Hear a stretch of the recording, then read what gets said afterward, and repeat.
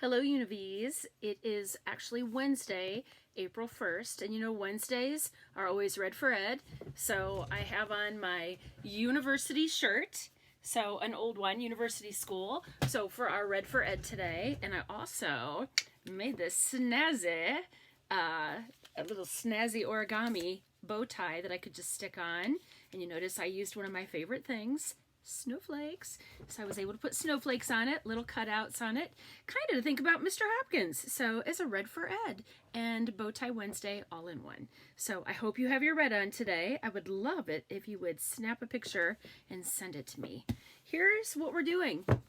We're back to reading some more of Hatchet. We are on to chapter 12.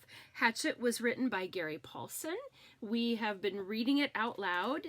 We started in school, and then school was put on hold for COVID-19. So here we are doing the best we can to continue reading our story of Hatchet by Gary Paulsen. You remember just right before this that Brian had just noticed that the birds were swarming down by the water and that they were going in and they were able to get fish. So he had just decided that he was going to see if he could make a spear, and that's what he just did. So he was making a spear. Chapter 12. The fish spear didn't work. He stood in the shallows and waited again and again. The small fish came closer and closer, and he lunged time after time, but it was always too slow. He tried throwing it, jabbing it, everything but flailing with it, and it didn't work.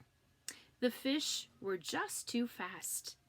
He had been so sure, so absolutely certain, that it would work the night before. Sitting by the fire, he had taken the willow and carefully peeled the bark until he had a single staff about 6 feet long and just under an inch thick at the base, the thickest end. Then, propping the hatchet in a crack in the rock wall, he had pulled the head of his spear against it, carving a thin piece off each time until the thick end tapered down to a needle point. Still not satisfied, he could not imagine hitting one of the fish with a single point. He carefully used the hatchet to split the point up the middle for 8 or 10 inches and jammed a piece of wood up into the split to make it a two-pronged spear with the points about 2 inches apart. It was crude, but it looked effective and seemed to have a good balance when he stood outside the shelter and hefted the spear. He had worked on a fish spear until it had become more than just a tool. He spent hours and hours on it, and now it didn't work. He moved into the shallows and stood, and the fish came to him. Just as before, they swam around his legs, some of them almost 6 inches long. But no matter how he tried, they were too fast. At first, he tried throwing it, but he had no chance. As soon as he brought his arm back, before he threw, the movement frightened them. Next, he tried lunging at them, having the spear ready just above the water and thrusting with it. Finally, he actually put the spear in the water and waited until the fish were right in front of it. But still, somehow, he telegraphed his motion before he thrust, and they saw it and flashed away. He needed something to spring the spear forward and some way to make it move faster than the fish, some movement force, or some motive force. A string that snapped, or a bow and arrow. A thin, long arrow with the point in the water and the bow pulled back so that all he had to do was release the arrow. Yes, that was it. He had to invent the bow and arrow. He almost laughed as he moved out of the water and put his shoes on. The morning sun was getting hot, and he took his shirt off. Maybe that was really how it happened. Way back when, some primitive man tried to spear fish, and it didn't work, and he invented the bow and arrow. Maybe it was always that way. Discoveries happened because they needed to happen.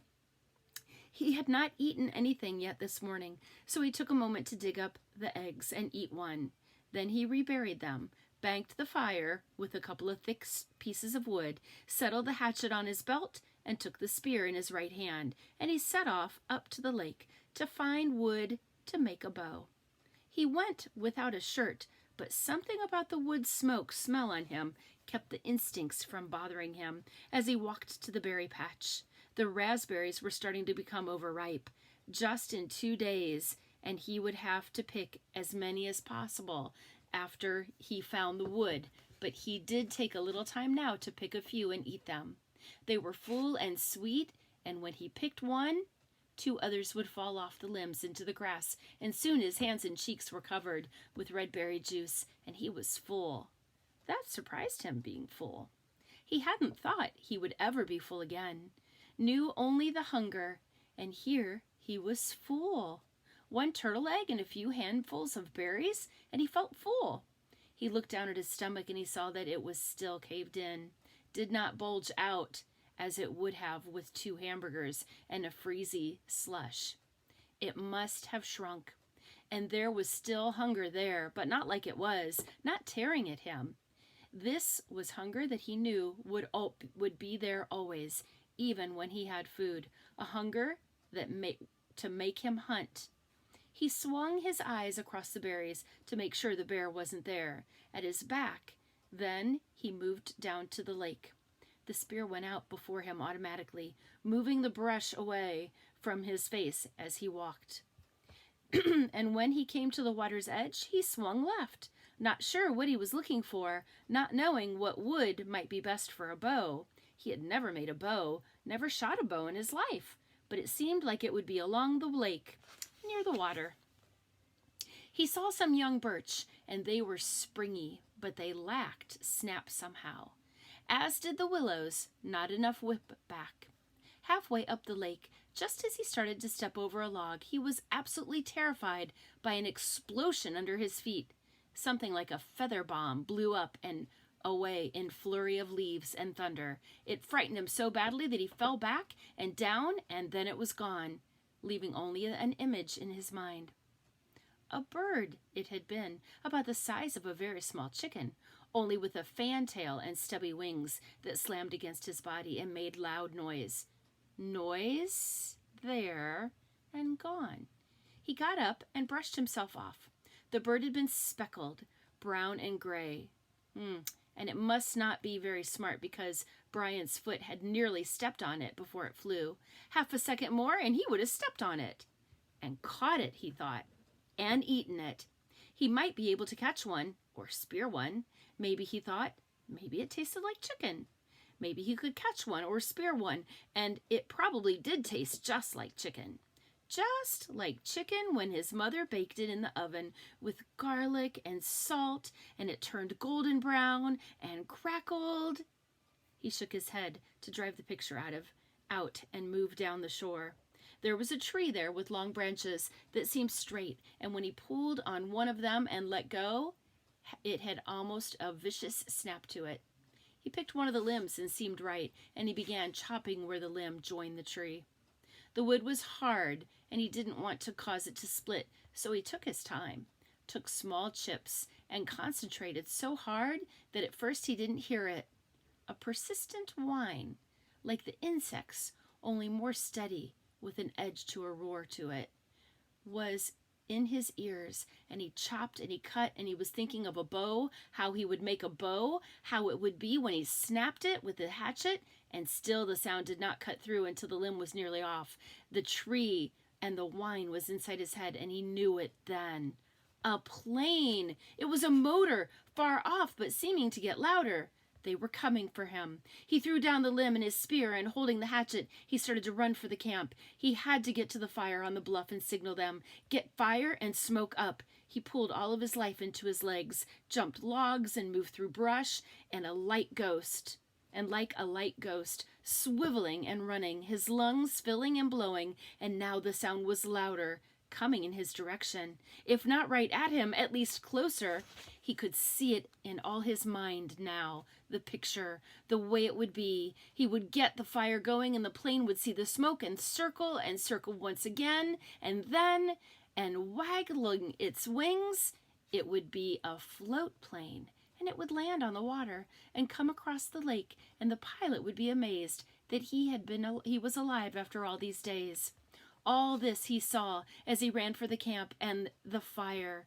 They would take him from here, and this night, this very night, he would sit with his father and eat and tell him all the things. He could see it now. Oh, yes, as he ran in the sun, his legs liquid springs. He got to the camp still hearing the whine of the engine, and one stick of wood still had good flame. He dove inside and grabbed the wood and ran around the edge of the ridge, scrambled up like a cat, and blew and nearly had the flames feeding, growling, when the sound moved away. It was abrupt, as if the plane had turned. He shielded the sun from his eyes, and he tried to see it, tried to make the plane become real in his eyes. But the trees were so high, so thick, and now the sound was still fainter. He kneeled again to the flames and blew and added grass and chips, and the flames fed and grew, and in moments he had a bonfire as high as his head, but the sound was gone now. Look back, he thought. Look back and see the smoke now, and turn. Please turn. Look back, he whispered, feeling all the pictures fade, seeing his father's face fade like the sound, like lost dreams, like an end to hope. Oh, turn now. Oh, come back. Look back and see the smoke and turn for me. But it kept moving away until he could not hear it, even in his imagination, in his soul. Gone. He stood on the bluff, over the lake, his face cooking in the roaring bonfire, watching the clouds of ash and smoke going into the sky, and thought, no more than thought. He knew then that he would not get out of this place. Not now, not ever. That had been a search plane. He was sure of it. That must have been them, and they had come as far off to the side of the plane flight as they thought they would have come, and then turned back. They did not see his smoke, did not hear the cry from his mind. They would not return. He would never leave now, not get out of here. He went down to his knees, and he felt the tears start, cutting through the smoke and ash on his face, silently falling into the stone. Gone, he thought finally. It was all gone. All silly and gone. No bows, no spears or fish or berries. It was all silly anyway. All just a game. He could do a day, but not forever. He could not make it if they did not come for him someday. He could not play the game without hope, could not play the game without a dream. They had taken it all away from him now. They had turned away from him, and there was nothing for him now. The plane gone, his family gone, all of it gone. They would not come. He was alone, and there was nothing for him. That's the end of chapter 12. I'll read another chapter later on so that we can have chapter 13 up probably early next week.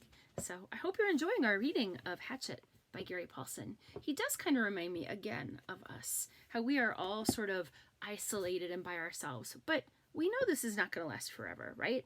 We are going to be able to go outside, and we're going to be able to hug each other once again when we see each other, and we are going to be able to high five, and we are going to spread germs and get sick, but we're all going to be okay too. So, all right, well, Toby is right here, and it's almost time for me to have a conference with you all, so I will talk to you later. Bye.